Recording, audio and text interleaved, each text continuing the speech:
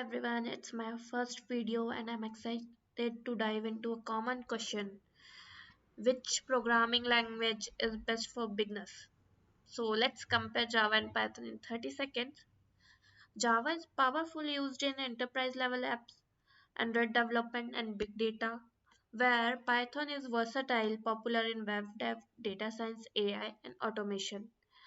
So here we get to know that both have vibrant communities and ample learning resources. So you have to explore both to find your fit. Like this is same question when I started my journey as Java developer. So that time I am also confused like which language to choose. But the time I started with Java, I go for Java because I'm in more feel good in that.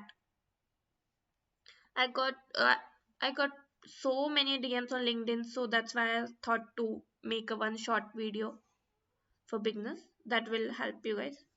Thanks for watching my first video. Like, share, and subscribe for more tech tips. Thank you.